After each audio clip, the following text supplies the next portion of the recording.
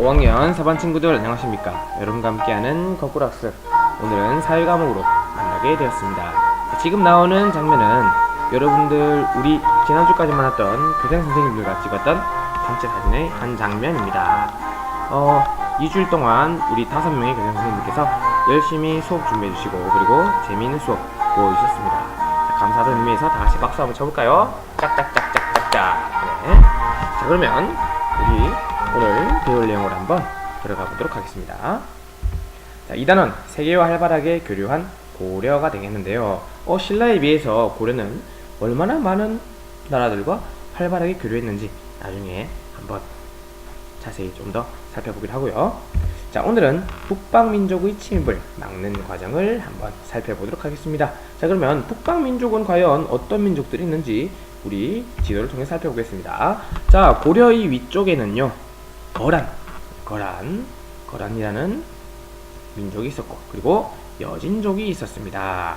자, 특히 이 거란과의 관계, 여진과의 관계, 이 두 나라의 관계가 이번 디딤영상의 핵심이 되겠는데요.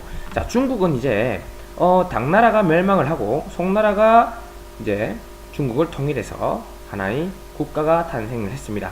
자, 그리고 거란족은 요나라라고 하는 나라를 세운 다음에 926년에 발해를 멸망시켜 버립니다.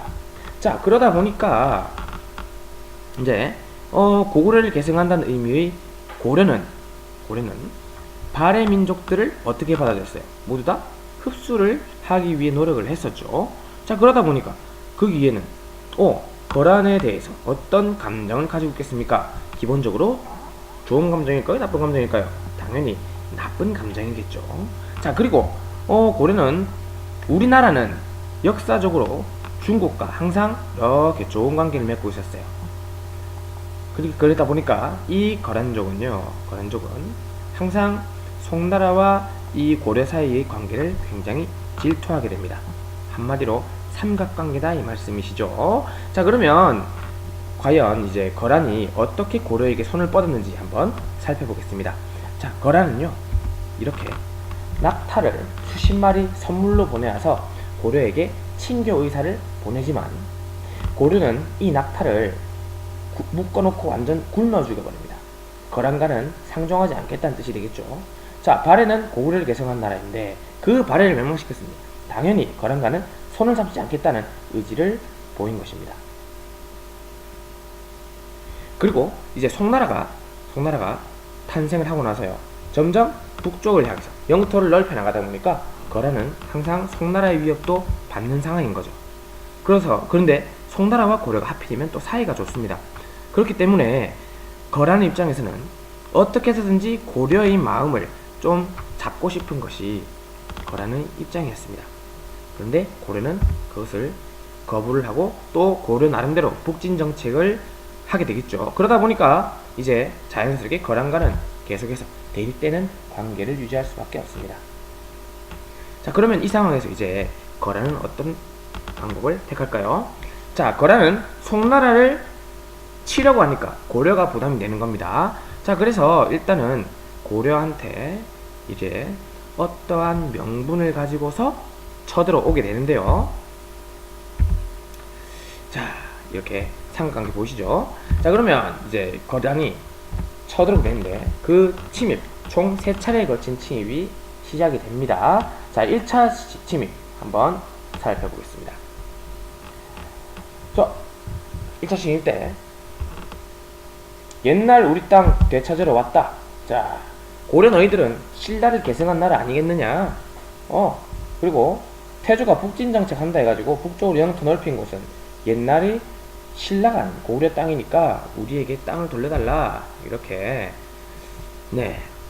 우리의 서희 외교 남판을 이끈 서희에게 말을 건넵니다.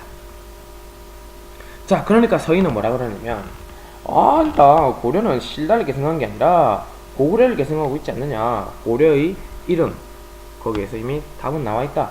그러니까 오히려 우리가 고구려를 계승하고 있기 때문에 너희가 찾아오고 있는 땅 당연히 우리 거다.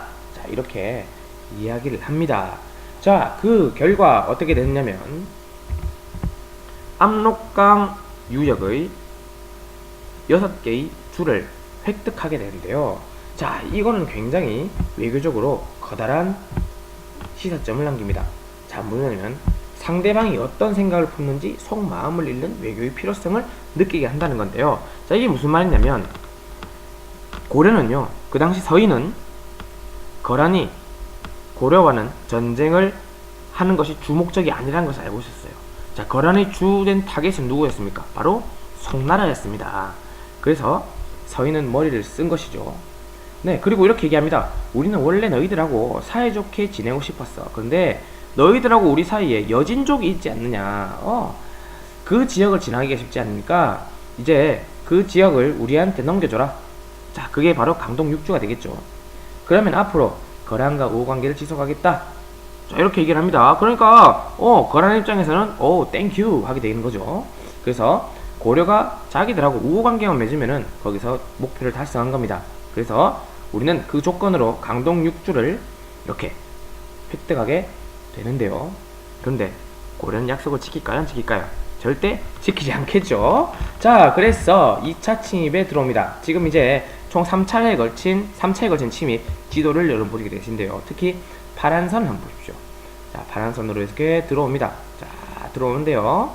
어디까지 들어오냐면 고려의 수도 개경까지 들어옵니다. 개경까지 함락이 되는 그런 위기를 겪었는데요. 항상 이런 어려운 상황에서는 항상 히어로가 등장하죠. 자, 우리의 히어로. 자, 흥화진 부근에서, 자, 이 부분에서 양규라고 하는 장수가 있어요. 아, 양규. 네, 고려의 양규란 장수의 활약으로 인해서 이제 거란을 격파하는 그런 전쟁이 펼쳐집니다. 2차 침입의 결과였고요. 자, 그리고 이제 거란이 이제 세 번째로 침략을 하게 됩니다. 자, 이번에는 정말 완전히 고려를 뿌리를 뽑아버릴 생각으로 치고 들어오게 되는데요. 고려 입장에서는 거란은 그냥 오랑캐족이죠. 오랑캐족. 자, 그런데 지금 이제 3차 침입을 완전히 당하게 되니까 고려 입장에서는 이제 확실하게 군사행동에 들어가게 됩니다.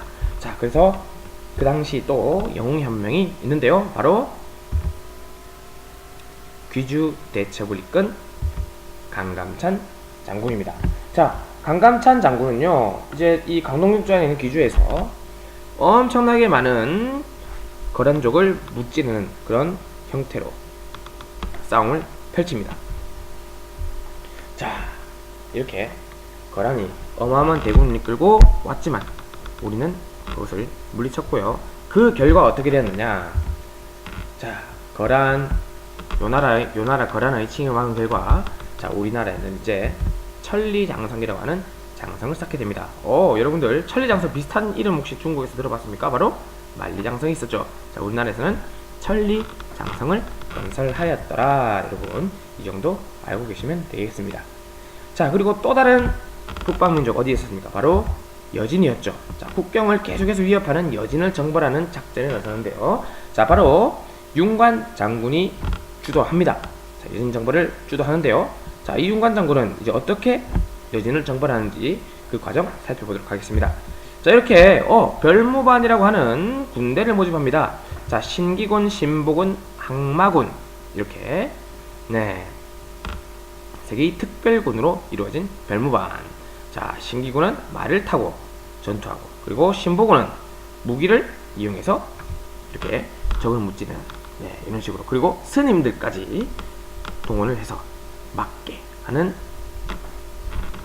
특별 군대였습니다.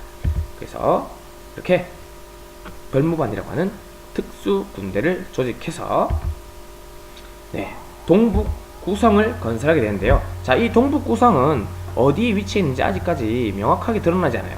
그래서 여러가지 학설이 있습니다. 제1학설은요, 자, 여기 함흥 주변 지역, 그리고 제2학설은 저기 완전 동해 쪽을 쭉 타고 올라간 이 지역까지, 그리고 3학설은요, 이제 우리나라 한반도를 완전히 지금 현재 관통해서 러시아 지역에 있는 곳까지 이렇게 동북 구성 위치가 이렇게 있다고 지금 추정이 되는데 이건 확실하지가 않습니다. 자, 동북구선을 건설했지만 우리나라는 또 굉장히 순한 민족이 되어서 여진이 돌려주기를 원해서 이 지역을 다시 돌려주게 됩니다. 자, 이렇게 우리는 거란과 여진의 정벌 과정을 한번 알아봤습니다. 자, 그러면 오늘의 핵심 코콕인데요. 자, 북방민족의 침입을 막아내는 과정. 자, 거란 총 3차례에 거쳐서 침입을 하게 되죠. 자, 1차 침입에서는 서희의 외교담판. 자, 그리고 2차 침입에서는 양규 장군이 이렇게 거란을 격파하는 선봉장에 서고요. 자, 그리고 3차 침입에서는 강감찬 장군이 기주대첩에서 큰 승리를 거습니다.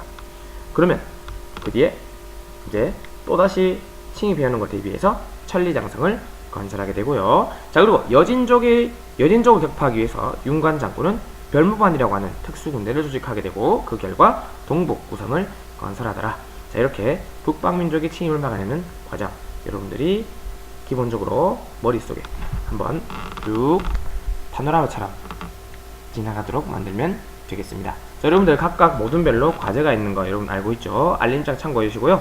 그 1모둠부터 6모둠까지 여러분들이 하나하나 과제를 수행해 주시면 내일 또 즐겁게 수업할 수 있을 것 같습니다. 자, 여러분 오늘 공부한다 고생 많았습니다.